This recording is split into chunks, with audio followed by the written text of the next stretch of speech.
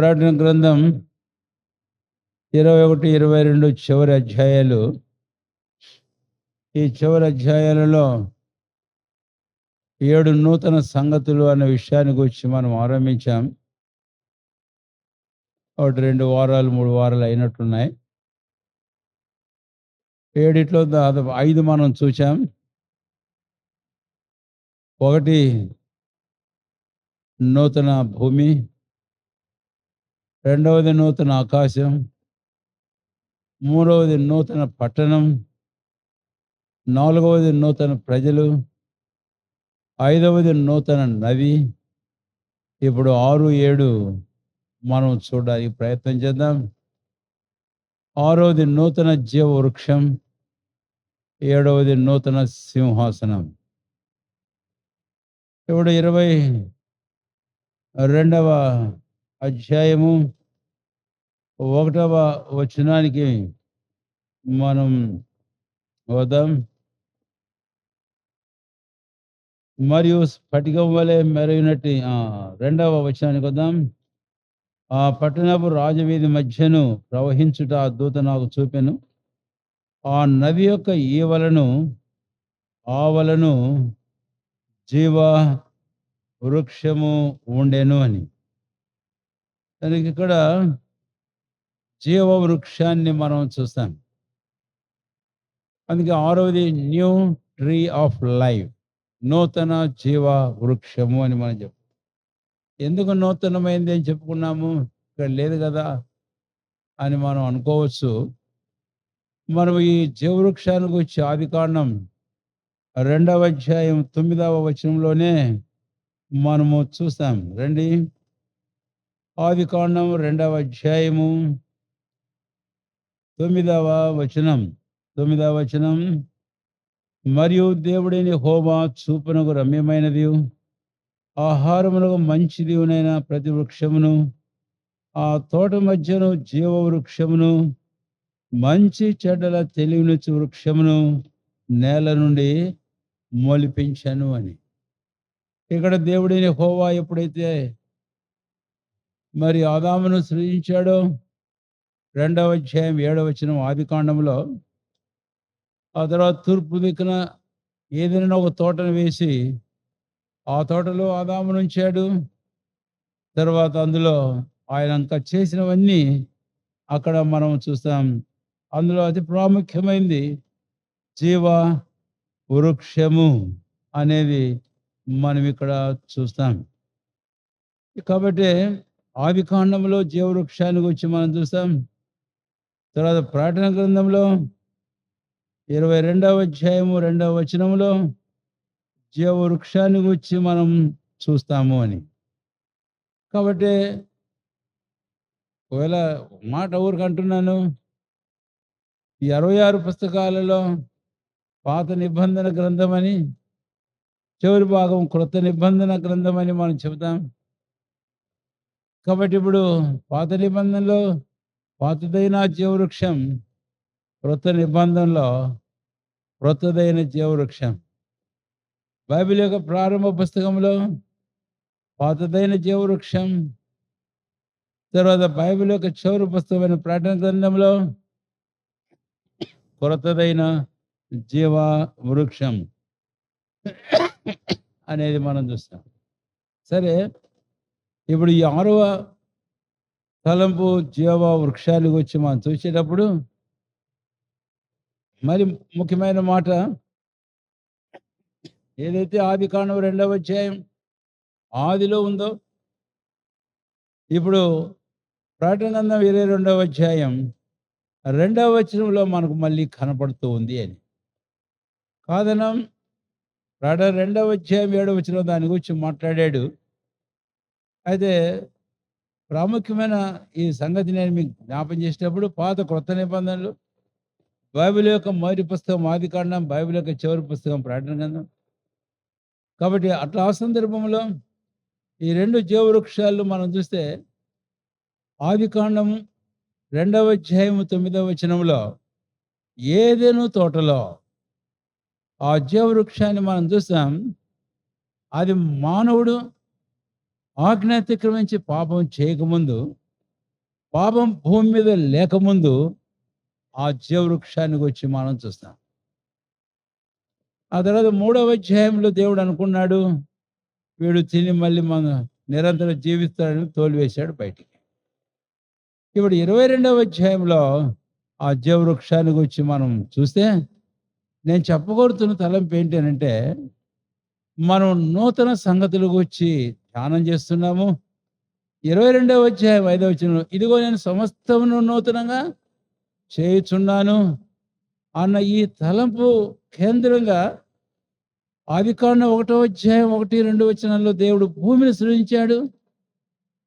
మరలా ఆ భూమిని 21వ అధ్యాయము 1వ వచనంలో చూస్తాం. ఆకాశమును సృజించాడు అని అంటున్నాను, కానీ కలగజేశాడు.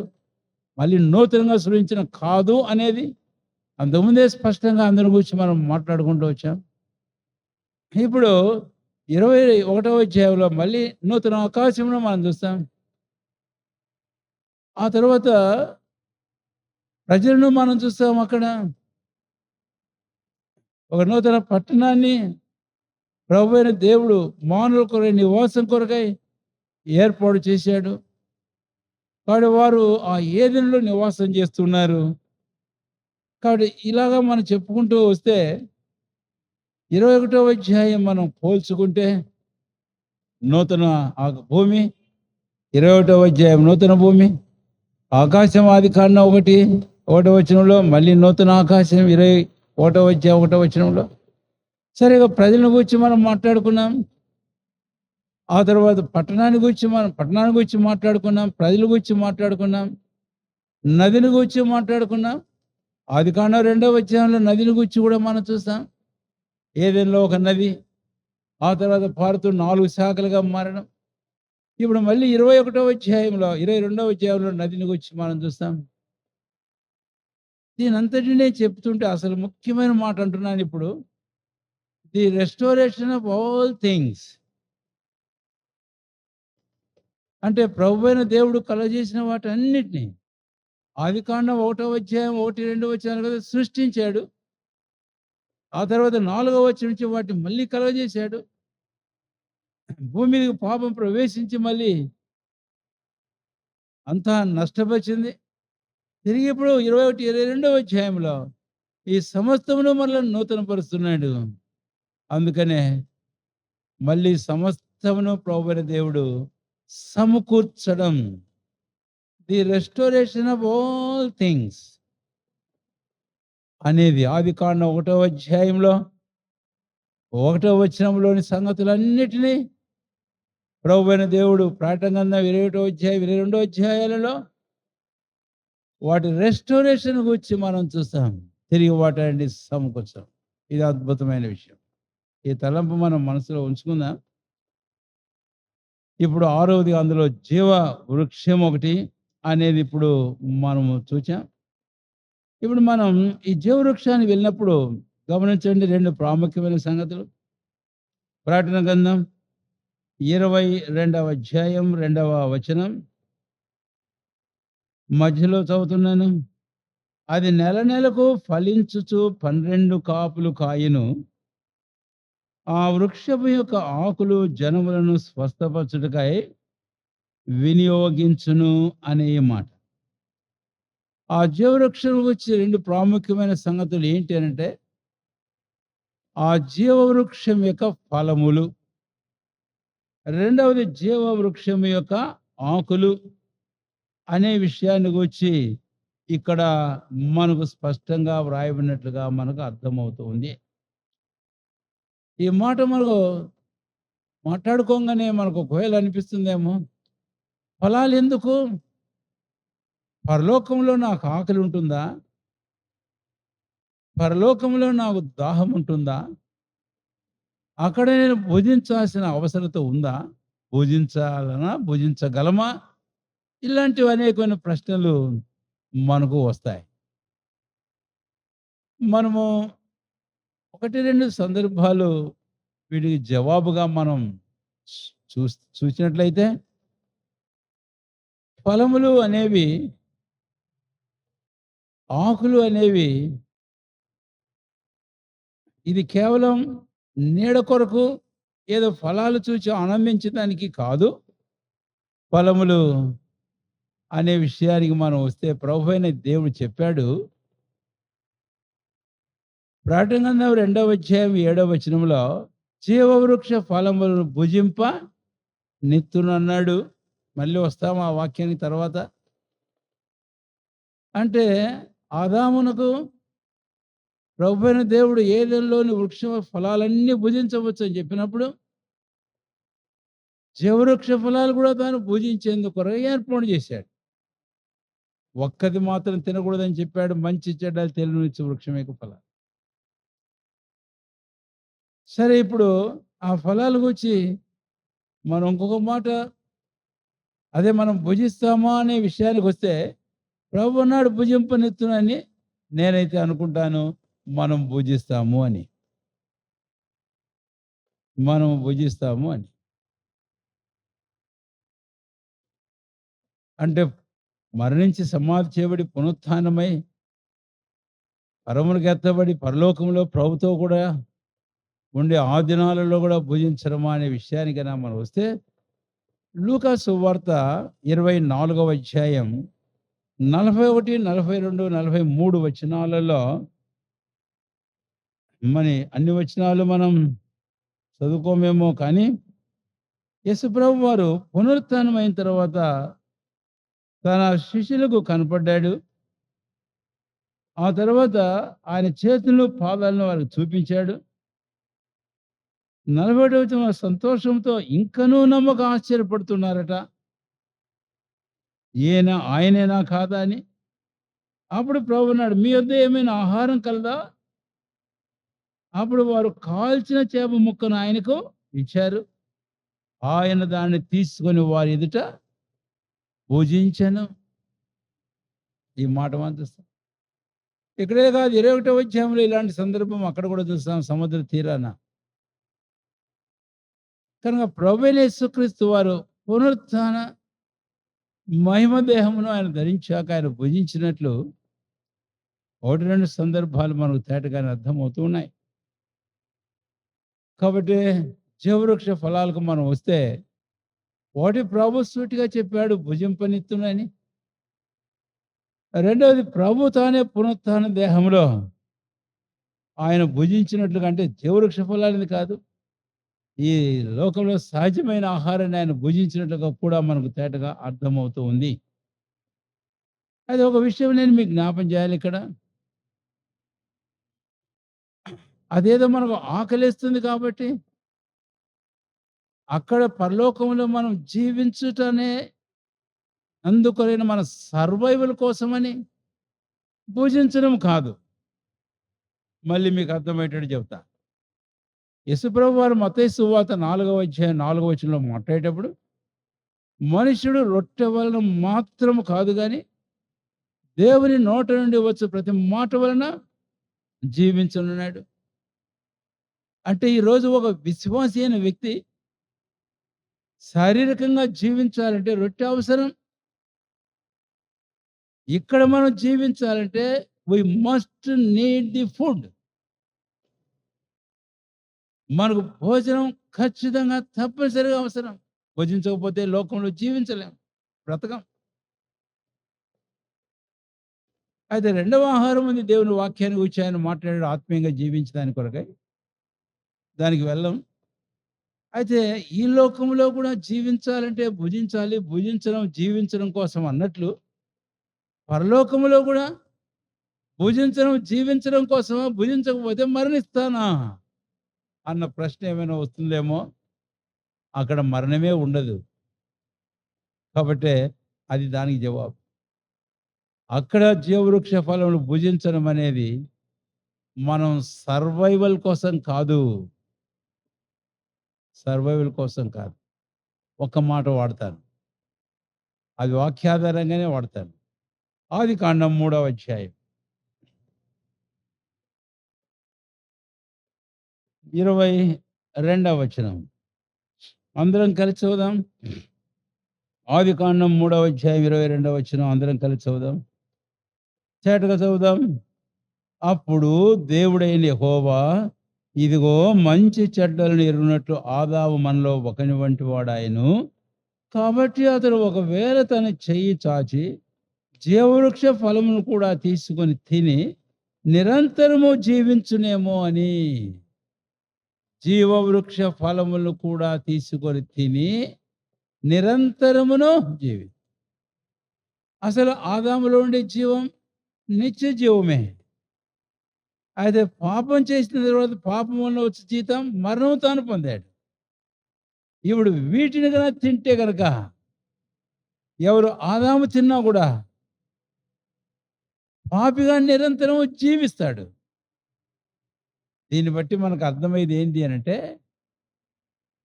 ఈ జీవవృక్ష ఫలములు అనేది జీవించడానికి మనం తినడం కాదు గానీ, but that fruits of the tree of life that speaks of the preservation of our life. మన జీవమును భద్రపరిచేది, భద్రంగా ఉంచేది అన్న సంగతి మనకు ఇక్కడ అర్థమవుతుంది అని. కనుక ఆ విషయం మనం మనసులో ఉంచుకోవాలి. ఇది మనం బ్రతకడానికి, జీవించడానికి మనం తినడం కాదు గానీ, అయితే ఆ జీవవృక్ష ఫలం అక్కడ ఏం చూపిస్తుందంటే, అది మనము ప్రభువైన క్రీస్తునందు విశ్వాసం ద్వారా పొందిన ఆ నిత్య జీవాన్ని, అది మనలో పదిలం చేసేది, భద్రపరిచేది. కాబట్టి it is the source of preserving the life eternal. సరే ఇక అక్కడి నుంచి ఇంక ముందుకు వెళ్తే, రెండవ ప్రాముఖ్యమైన సంగతి జీవవృక్షాన్ని గురించి ఏంటి అనేది ఇక్కడ మనం చూద్దాం. 22వ అధ్యాయం ప్రకటన గ్రంథం 2వ వచనం. 2వ వచనం. ఆ వృక్షం యొక్క ఆకులు జనములను స్వస్థపరచుటకై వినియోగించును. వృక్షము యొక్క ఆకులు జనములను స్వస్థపరచుటకై వినియోగించును. ఇక్కడ మళ్ళీ ఒక ప్రశ్న వస్తుంది. స్వస్థపరచడానికా? అయితే పరలోకంలో ప్రభువైన దేవునితో కూడా మనం నివాసం చేసేటప్పుడు మనకు మళ్ళీ రోగాలు వస్తాయా? ఇదేంటి కర్మ అని అనుకుంటున్నారా? అక్కడ రోగాలేమి ఉండవు. అక్కడ ఏ వ్యాధి ఉండదు. అసలు వెయ్యేళ్ళ పరిపాలన గురించి మనం ఒక వచనం చూస్తాం. ఏంటంటే, నాకు దేహంలో బాగులేదని చెప్పరట. అంటే ఇంకా అనేకమైన ఇబ్బందులున్నాయి. వెయ్యేళ్ళ పరిపాలనలోనూ పరిపాలనలో కూడా ఈ భూమి మీద శాపగ్రస్తమైంది ఉంది అన్నటువంటి ఇది కూడా మనకు అర్థమవుతుంది బైబిల్‌లో. కాబట్టి వెయ్యేళ్ళ పరిపాలనలోనే అట్లా ఉంటే, ఇక పూర్తిగా శాపము లేనటువంటి ఆ పరలోక రాజ్యంలో వ్యాధి బాధలుంటాయా? భయపడొద్దు. అక్కడ వ్యాధి, రోగం ఏమాత్రమును ఉండదు. There will be no sickness of any kind. మరెందుకు ఆకులు అనంటే, ఇక్కడ కూడా ఆ మాట వాడాలి. ఏ మాట? The leaves speaks of the preserving of our health. మన ఆరోగ్యాన్ని భద్రము, పదిలము చేసే విషయాన్ని గూర్చి అది మాట్లాడుతుంది. అంటే మనకు ఒక వ్యాధి, బాధ, రోగం ఏమాత్రం ఉండదు అనే సంగతి అది మనకు జ్ఞాపకం చేస్తూ ఉంది అని. సరే, ఈ సంగతులు అందులో ఇప్పుడు మరొక ప్రాముఖ్యమైన మాట చెప్పి నేను ముందుకు పోతాను. 2 ప్రాముఖ్యమైన సంగతులు అని చెప్పినప్పుడు ఫలాల గురించి మాట్లాడుకున్నాం. రెండవది దాని ఆకుల గురించి మాట్లాడుకున్నాం. అయితే ఫలాలు, ఆకుల గురించి మనం మాట్లాడుకునేటప్పుడు ఇవి ఎవరు అందుబాటులో ఉంటాయి? ఎవరు వాటిని అనుభవించి ఆనందించబోతున్నారు అనే విషయానికి గన మనం వస్తే, ముందుగా సెపరేట్‌గా మనం గమనించినప్పుడు ఫలాల విషయానికి గన మనం వస్తే గనక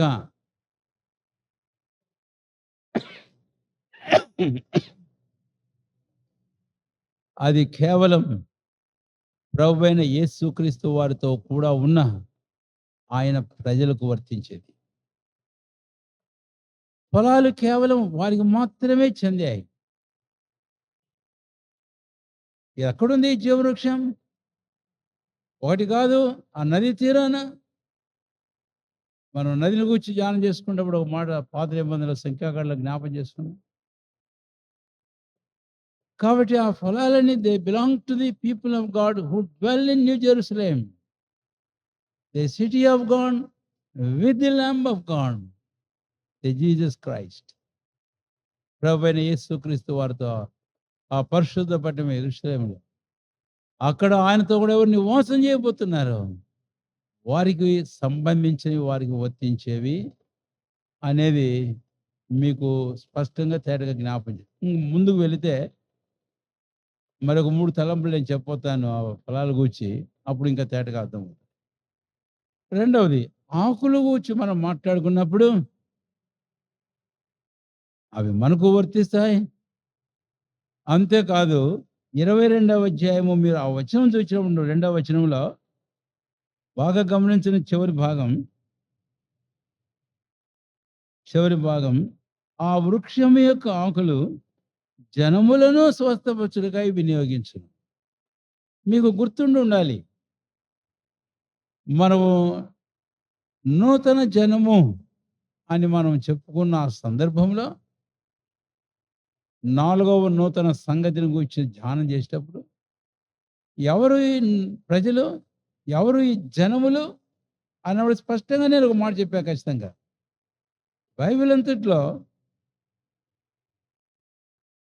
ఇశ్రాయేలు జనాంగం గూర్చి మాట్లాడేటప్పుడు ఏకవచనం మాట్లాడాడు.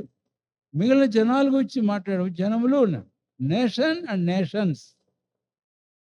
ప్రతి నిబంధనకు మనం వచ్చినా కూడా 1 పేతురు 2వ అధ్యాయంలో మనం చూస్తాం.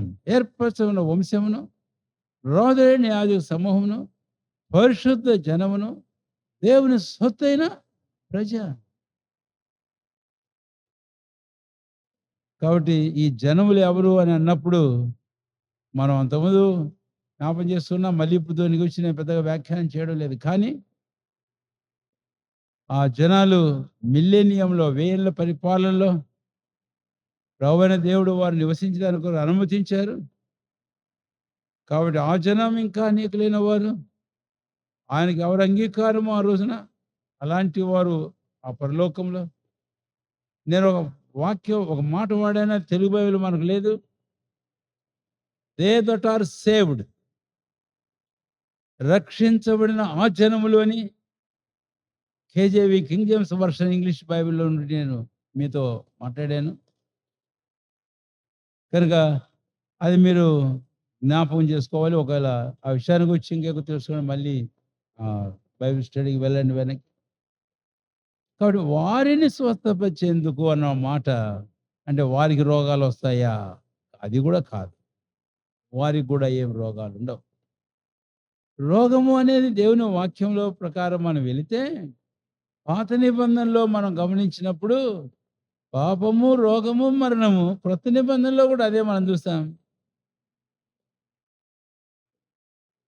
కాబట్టి అక్కడ మరణమే లేనప్పుడు ఇక దానికి ముందు రోగం లేదు, రోగము దానికి ముందు పాపము లేదు ఇక పరలోకంలో. ఎందుకు? నిషిద్ధమైనది, అపవిత్రమైనది, అబద్ధమైనది, హేయమైనది ఏది కూడా అక్కడ ప్రవేశించదు. కాబట్టి ఇది కూడా దేనికేనంటే ఆ జనములు వారికి విశేషంగా చెప్పబడిన ఈ పాట to preserve the new life God has given to them.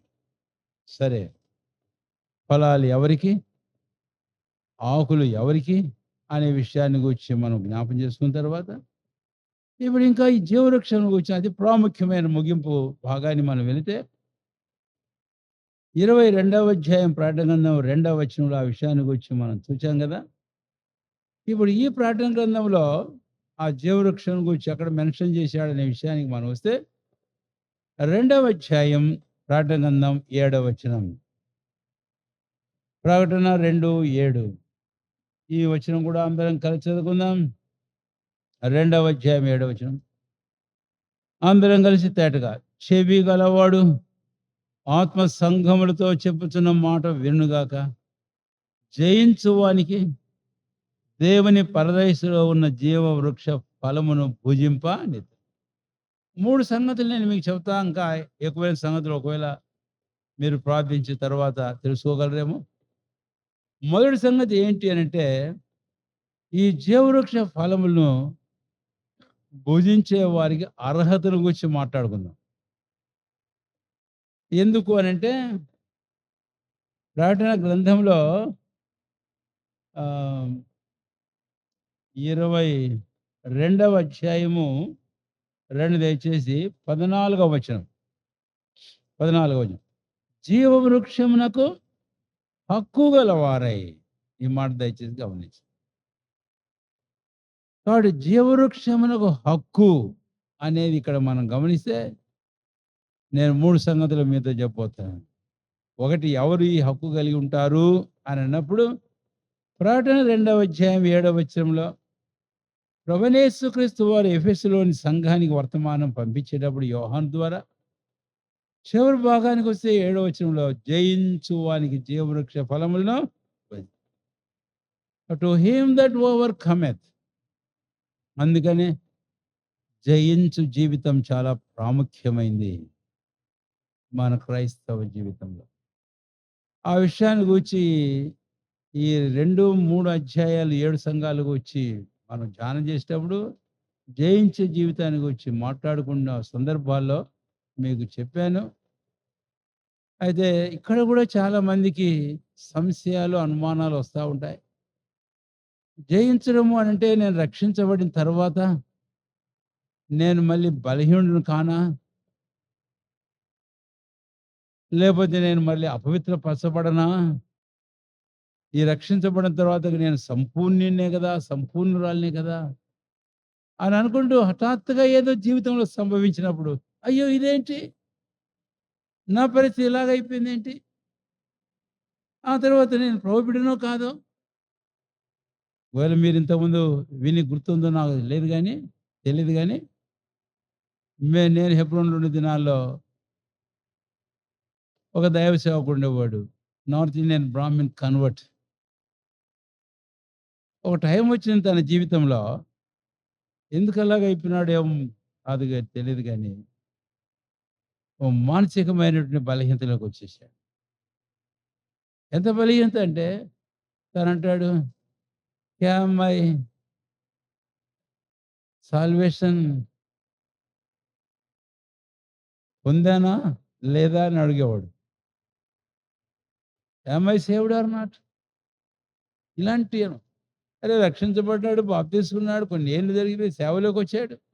అది మ్యారేజ్ కాలే అప్పటికింకా. అలాంటి పరిస్థితికొచ్చి కొన్నిసార్లు మాకు తెలియకుండా ఎటో వెళ్ళిపోయేవాడు. మళ్ళీ మేము సిటీలో పడి రోడ్లంతా తిరిగి మళ్ళీ మేము పట్టుకొచ్చాం. ఇదెందుకు అనంటే, ఒక విశ్వాసి తన జీవితంలో దైవవాక్యాన్ని సరిగా అర్థం చేసుకోని కారణం చేత ఆ కలత, కలవరాలు హృదయాల్లో వస్తూ ఉంటాయి. అందుకని ఈ మాట చెప్పాల్సి వస్తుంది నేను చెప్తున్నా. అయితే ఇది ఎవరు కూడా తప్పిపోవడానికి, తొందరపడడానికి, తప్పు చేయడానికి, పాపం చేయడానికి ఒక లైసెన్స్‌గా తీసుకోవడం అనేది కానే కాదు. అది మాత్రం మనసులో ఉంచుకోవాలి. భక్తుడు 1 యోహాను 2వ అధ్యాయంలో ఆయన 1వ వచనంలో ఈ మాట రాస్తాడు. చదవండి ఎవరైనా ఒకరు. 1 యోహాను 2వ అధ్యాయం 1వ వచనం. హ్మ్. నా చిన్న పిల్లలారా, మీరు పాపము చేయకుండానట్లు ఈ సంగతులను మీకు రాయిచున్నాను. అదేంది మళ్ళీ? విన్నారా? మీరు పాపము చేయకుండానట్లు ఈ సంగతులు రాస్తున్నానన్నాడు చిన్న పిల్లలతోటి. అయితే ఎవడైనా పాపం చేసినట్లయితే అంటే అర్థం ఏంటి? ఇట్ ఈస్ కన్‌ఫ్యూజ్ కావాల్సిన అవసరం ఏమి లేదు ఇక్కడ. అంటే రక్షించబడిన దేవుని పిల్లలు, వారు పాపం చేయకూడదు. పాపం చేసిన యెడల తండ్రి యొద్ద ఉత్తరవాది మనకున్నాడనేది లైసెన్స్‌గా తీసుకోవద్దు అనేది కూడా ఇక్కడ ఈ వచనంలో స్పష్టంగా మనకు అర్థమవుతుంది. అయితే మనుషులంగా శరీరంలో రక్షణ పొందిన శరీర స్వభావం కలవారుగా ఉన్నాం. ఆయా సమయాల్లో ఎక్కడో కాలు జారడం, తొందరపడడం, తొట్టుపడడం. అయితే వెంటనే దైవాత్మ కలవారం కాబట్టి పరిశుద్ధాత్ముడు మనతో మాట్లాడతాడు. మన మనస్సాక్షి మనల్ని హెచ్చరిస్తుంది. వాక్యం ద్వారా దేవుడు మనతో మాట్లాడుతుంటాడు. అర్థమైనప్పుడు వెంటనే పశ్చాత్తాపడి ప్రభు సన్నిధికొచ్చి పాదాల మీద పడి, "ప్రభువా క్షమించు. నేనిక్కడ తప్పిపోయాను" అని ఆయన రక్తం ద్వారా కడగబడడం అనేది చాలా ప్రాముఖ్యమైన విషయం.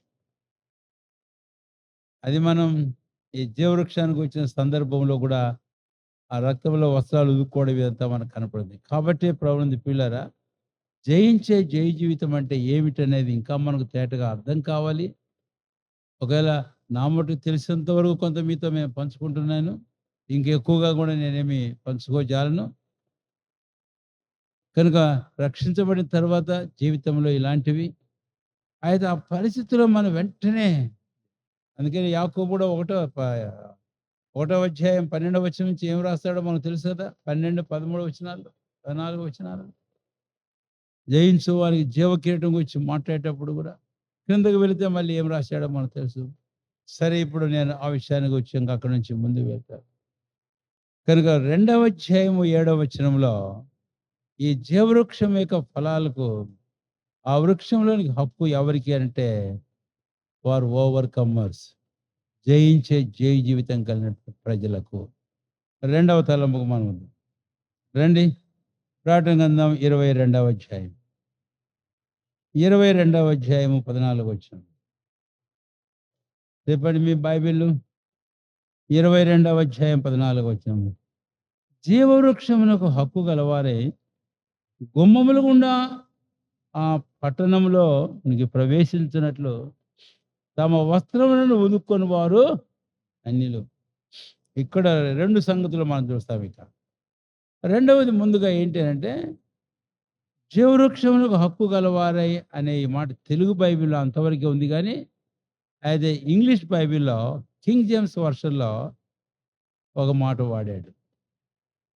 ఏం మాట వాడాడు అనంటే, కింగ్ జేమ్స్ వర్షన్‌లో ఎవరు ఆయన ఆజ్ఞలను గైకొని అలాగు చేస్తారో అనేది. They that do his commandments. తెలుగులో అది మనకు లేదు. కాబట్టి ఈ విషయం మనసులో ఉంచుకోవాలా. విశ్వాసులందరూ మనసులో ఉంచుకోవాలి. వాక్యోపదేశకులు మరి విశేషంగా.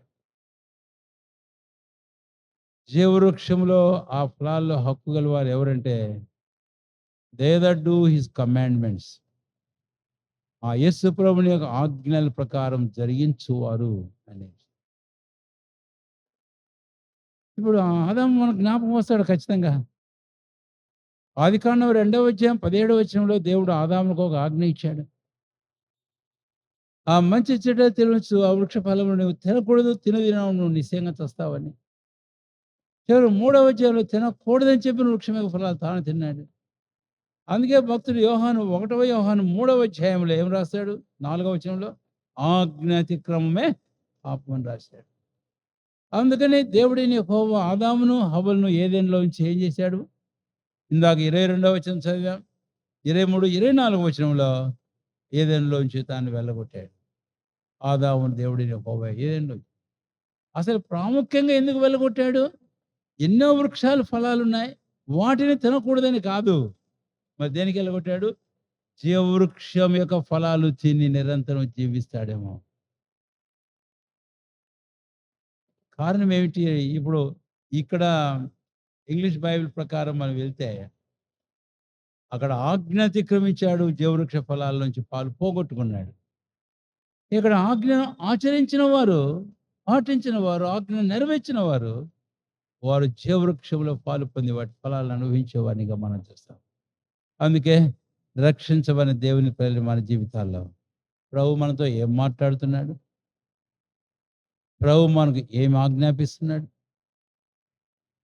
అనే విషయాన్ని గురించి మనలో ప్రతి ఒక్కరం మనం ప్రశ్నించుకోవాలి, పరీక్షించుకోవాలి. అనుదిన క్రైస్తవ జీవితంలో ఆ ప్రకారం చేయడానికి మనం అలవాటు పడాలి.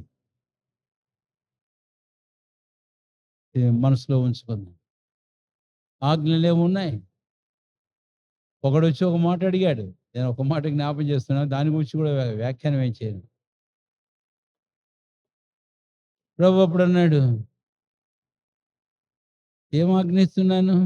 పూర్ణ హృదయంతో, పూర్ణాత్మతో, పూర్ణ మనసుతో నీ దేవుడిని యెహోవాను నీవు ప్రేమించు. తర్వాత నిన్ను వలె నీ పొరుగువాడిని ప్రేమించు. ఇదే మొదటి నుంచి ఉన్న ఆజ్ఞ. ఈరోజు ఇక్కడ కూర్చున్న మనలో ప్రతి ఒక్కరం, లేక ఈ మాటలు వినేవారు ఆన్‌లైన్‌లో ఎవరైనా సరే, మన ప్రభువైన యేసుక్రీస్తు వారు అనుదినం మనతో ఏం మాట్లాడుతున్నాడు? ఏం మనకు చెప్తున్నాడు? ఏం ఆజ్ఞాపిస్తున్నాడు? ఆ ప్రకారం మన జీవితంలో చేసేవారంగా ఉన్నామా లేదా అనే విషయాన్ని మనం ప్రశ్నించుకోవడం చాలా ప్రాముఖ్యమైన విషయం. సౌలుకు వలె మనల్ని వచ్చి మనం తలంచుకొని మెచ్చుకోకూడదు. స్వయం తృప్తి కలిగి ఉండకూడదు.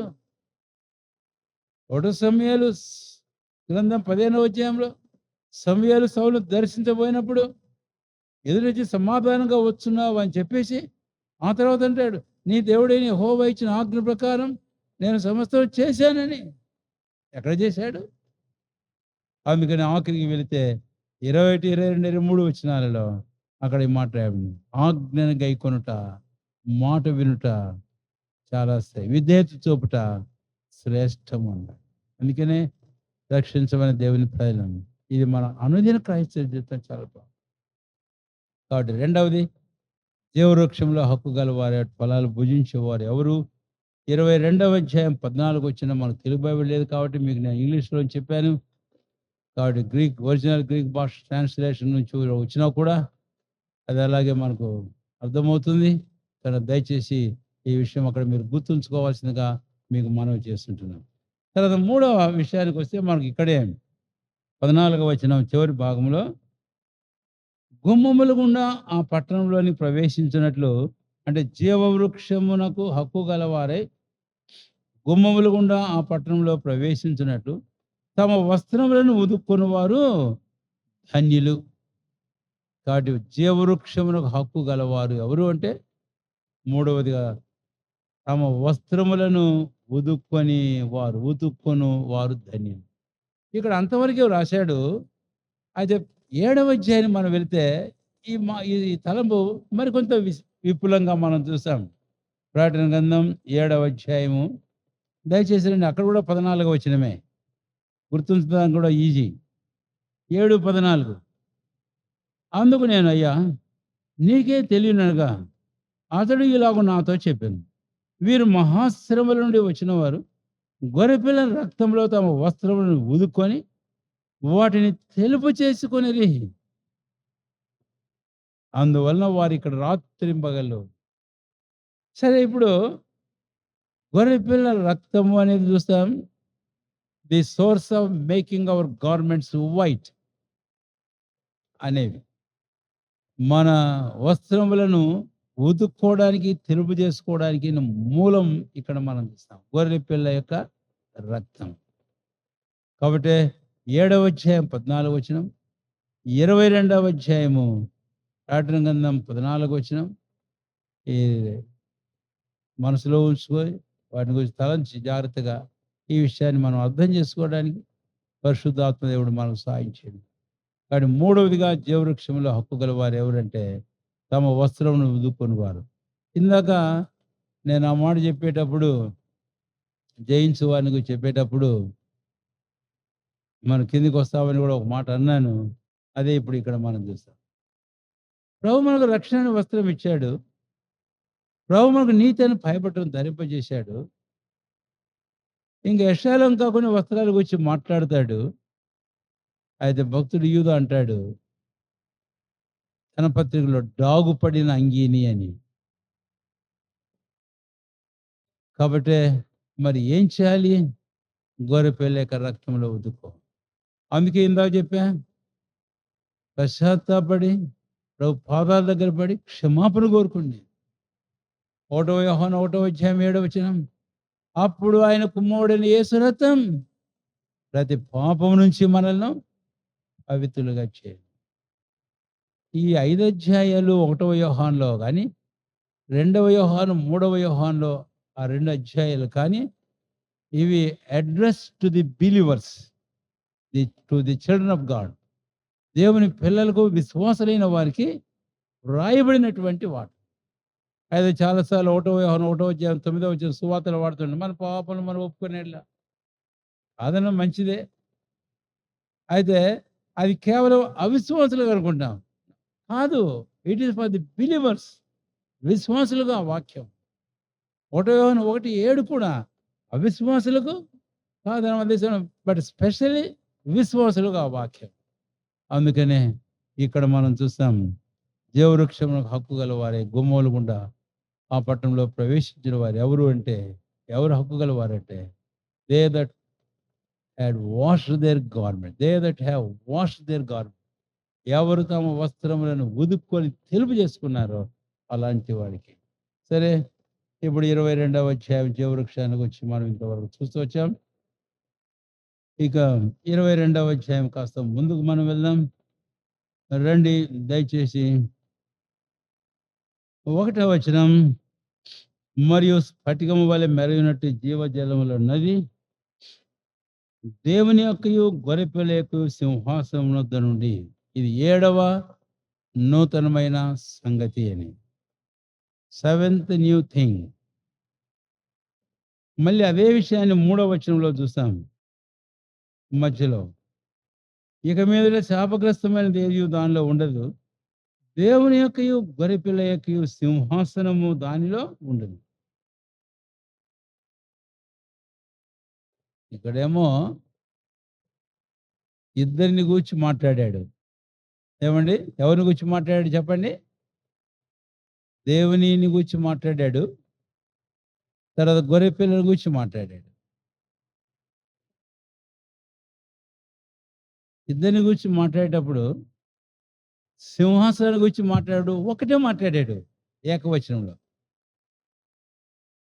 దేవుని యొక్క సింహాసనం, గొర్రెపిల్ల యొక్క సింహాసనం అనలే. లేక దేవుని యొక్క గొర్రెపిల్ల యొక్క సింహాసనములు అనలే. ఒకే సింహాసనం. అలాంటప్పుడు ఇద్దరెవరు? దేవుని సింహాసనమే గొర్రెపిల్ల యొక్క సింహాసనం. ఆ దేవుని సింహాసనమే మన ప్రభువైన యేసుక్రీస్తు వారి యొక్క సింహాసనం. ఆఖరికి వస్తే ఆ దేవుడే ప్రభువైన యేసుక్రీస్తు వారు. మనం ఆదివారాల్లో 2 వారాల కిందట మనము యోహాను సువార్త 1వ అధ్యాయం ఆరంభించినప్పుడు 1వ వచనం చూసాం. ఆదియందు వాక్యం ఉండెను, వాక్యము దేవుడైన, వాక్యం దేవుని దుండును, వాక్యము దేవుడు. ఆ వాక్యం శరీరధారి కృపాసించాం. సరే, కనుక ఇప్పుడు ఈ 22వ అధ్యాయం 1-3 వచనాల్లో 7వ నూతనమైనది ఏంటి అంటే సింహాసనము అనేది ఇక్కడ మనం చూస్తాం. ఇది నూతనమైనది అని ఎందుకు చెప్పాల్సి వస్తుంది? పాత నిబంధనలోంచి ఒక సందర్భం నేను మీకు జ్ఞాపం చేయాలని కోరుతున్నాను. యెషయా గ్రంథంలో 6వ అధ్యాయం 1-8 వచనాల వరకు మనం గమనించినట్లయితే అక్కడ యెషయా ఆత్మవశుడై దేవాలయమును చూచాడు, దేవుని మహిమను ఆలయంలో చూచాడు, దేవుని అత్యున్నతమైన సింహాసనాన్ని చూచాడు. ఆ తర్వాత అక్కడ క్రిందకు వస్తే ఇంకేం చూశాడు మీరు చెప్తారా? ఏంటి ఏం చూశాడు? ఇంకా కిందకి వస్తే చూశారు ఇంకా కొన్ని. కానీ ముఖ్యంగా మనం ఇక్కడ చూశాడు అని చెప్పేటప్పుడు ఏం చూశాడంటే బలిపీఠమును చూశాడు. బలిపీఠం చూశాడు. దయచేసి 2 గుర్తుంచుకోండి. ఆ దేవుని ఆలయంలో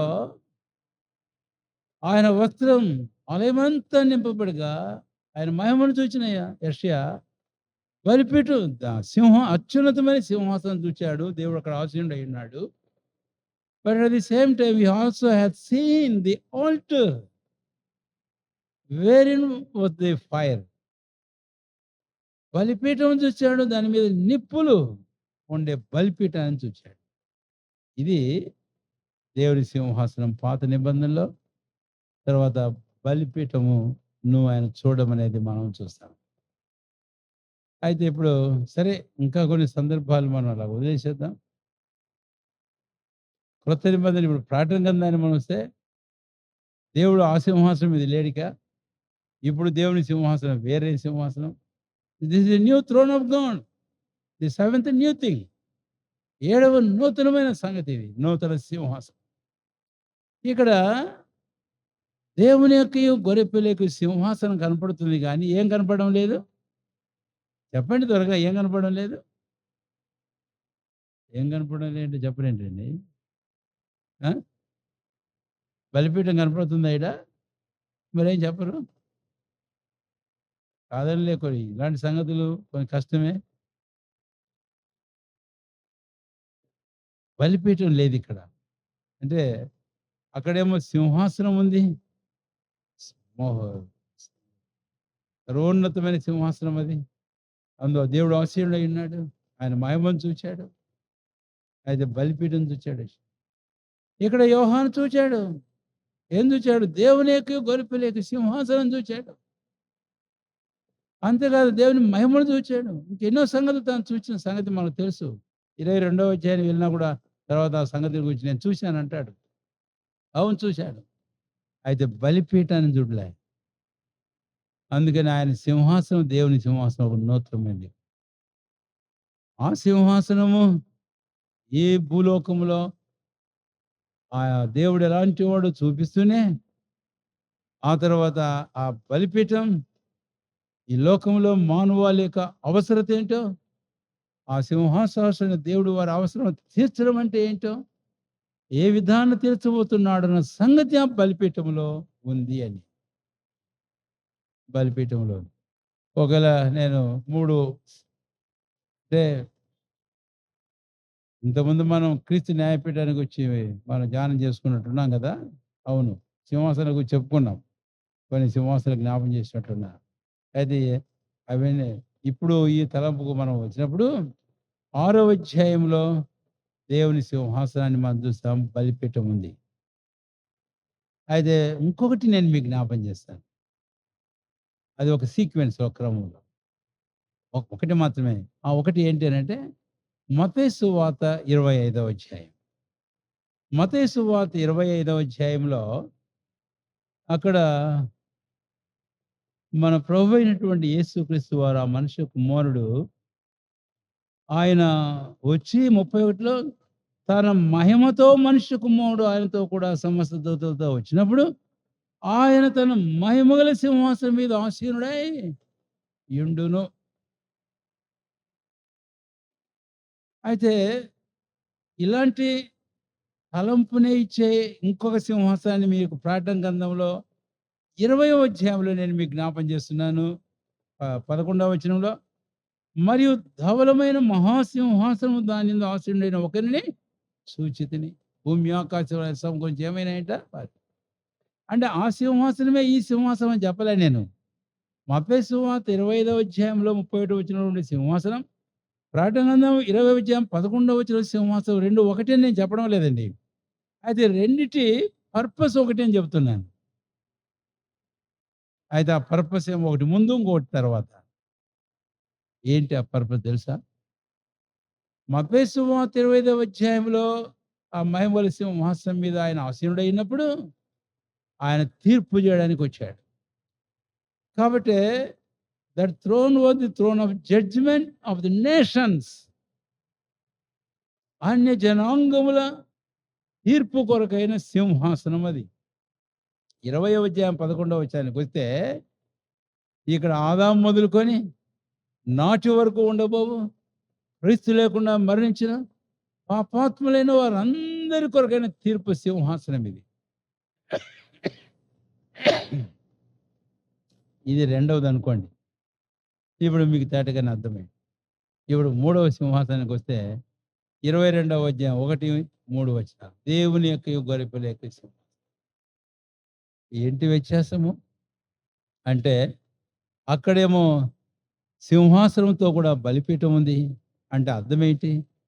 దేవుడు మహిమల వాడైనప్పటికీ మానవాళి రక్షణ విషయంలో ప్రణాళిక గలవాడై ఆయన ఒక బలిపీఠం ఏర్పాటు చేశాడు. యెషయాకు చూపించాడు. ఎప్పుడైతే మహిమను చూచాడో యెషయా అన్నాడు, అయ్యో అపవిత్రమైన పదవులు కాబట్టి నేను నశించాను. ఇలాంటి పాప అపరాధాలు బట్టి నాశనమైన ఈ లోకానికి రక్షణను ప్రభువని దేవుడు అక్కడ చూపించాడు యోహానుకు. యెషయా ప్రకటించాడు రక్షణ గురించి. ఈరోజు ఆ రక్షణ మన ప్రభువైన క్రీస్తు ఆయన బలిపీఠంగా నేను గురించి ఎక్కువ వ్యాఖ్యానం చేయడం లేదు. క్రీస్తునందలి విశ్వాసం ద్వారా మరణపు స్థాపన పునరుత్థానంతో ఐక్యపరుచుకునే వారందరూ రక్షణ పొందారు. ఎవరు ప్రభువైన క్రీస్తు అనే రక్షణను కాదని నిరాకరిస్తారో అలాంటి వారికి ఉంది ఒక దినం. 25వ అధ్యాయం 31 వచనం సింహాసనం. ఆ తర్వాత ప్రకటన గ్రంథం 20వ అధ్యాయం 11వ వచనంలో ఉండే సింహాసనం. 25, 31లోనేమో వెయ్యేండ్ల పరిపాలన ముందు సింహాసనం. ప్రకటన గ్రంథం 20వ అధ్యాయం 11వ వచనంలో ఏమో వెయ్యేండ్ల తరువాత ఇక నూతన ఆకాశం నూతన భూమికి ముందు ఆ భయంకరమైన తీర్పు. ఎవరైతే పేరు జీవగ్రంథంలో వ్రాయబడలేదో వారు నిత్యమైన నరకంలో రెండవ మరణానికి పాత్రులు. కాబట్టి ఈ 2 సింహాసనాలు వేరే వేరే గాని, టైమ్ బౌండ్ కూడా వేరే గాని, అయితే పర్పస్ అనేది అది కూడా తీర్పు అనేది ఒకటి చెప్పగలం గాని, అయితే ఆ తీర్పు అది, ఈ తీర్పు ఏమో దిస్ ఇస్ అల్టిమేట్ జడ్జిమెంట్. ప్రకటన గ్రంథం 20వ అధ్యాయం 11వ వచనం. ఇక చిట్ట చివరి తీర్పు అది. అయి అయితే ఇప్పుడు అక్కడికి వస్తే 22వ అధ్యాయం 1వ వచనం, 3వ వచనానికన్నా మనం వస్తే అక్కడ అది లేదు. యెషయా 6వ అధ్యాయంలో ఉండే బలిపీఠం లేదు. తర్వాత మత్తయి సువార్త 25:31 ప్రకటన గ్రంథం 20వ అధ్యాయం 11 వస్తే అక్కడ కూడా ఉండే సింహాసనం కాదు ఇది. 22వ అధ్యాయం 1, 3 వచనం ఉండే సింహాసనం అది కూడా కాదు. కాబట్టి అది కాదు, ఇది కాదు. మరి ఇదేంటి అనంటే ఇది కేవలం పరలోకంలో నిత్యమైన దేవుని యొక్క సింహాసనం ప్రభువైన క్రీస్తే ఆయన సింహాసనాసీనుడై ఉండి ఆయన తన ప్రజలతో కూడా కాపురం చేసి అక్కడ ఇక పాపం లేదు కాబట్టి రక్షణ లేదు. అక్కడ ఇక పాపం లేదు కాబట్టి తీర్పు లేదు. అక్కడ ఇక ప్రభువైన యేసుక్రీస్తు వారు ప్రజలతో పాటి ఆయన ఉండడం, యుగయుగములకు రాజులకు రాజు ప్రభులకు ప్రభు అయి ఆయన ఏలుచూ ఉండడం అనేటువంటి ఆ సంగతిని ఈ సింహాసనంలో మనం చూస్తాం. కాబట్టి 22వ అధ్యాయం 1వ వచనం, 3వ వచనంలో కనుక మనం ఇక్కడే ఆపాల్సి వస్తుంది. మన టైం అయితే ఈ 3వ వచనంలో ఒక మాట జ్ఞాపం చేయండి. ఇంకో మాట అది నేను వాడుతా వచ్చాను. 22వ అధ్యాయం 3వ వచనం. ఇక మీద శాపగ్రస్తమైనది ఏది దానిలో ఉండదు. శాపగ్రస్తమైనది ఏది ఉండదు కాబట్టి అక్కడ బలిపీఠం అవసరం లేదు శాపం నుంచి విమోచించడానికి. శాపగ్రస్తమైనది ఏది ఉండదు కాబట్టి అక్కడ తీర్పు సింహాసనం అనేది లేదిక. అక్కడ కేవలం ఈ చక్కని అద్భుతమైన దేవుని యొక్క ఈ గొర్రెపిల్ల యొక్క సింహాసనం ప్రభువైన క్రీస్తు తన ప్రజలతో వాసం చేస్తూ నిరంతరం ఆయన ఏలుతూ ఉండడం అనేది అక్కడ మనము చూస్తాం. సరే, ఒకవేళ ఇక్కడే మనం ఆపుదాం. ప్రవచితం అయితే కంప్లీట్ అవుతుంది అనుకున్నాను. 22వ అధ్యాయం మొదటి 5 వచనాలు ప్రవచితమైన తర్వాత మనం చూడడానికి ప్రయత్నం చేద్దాం.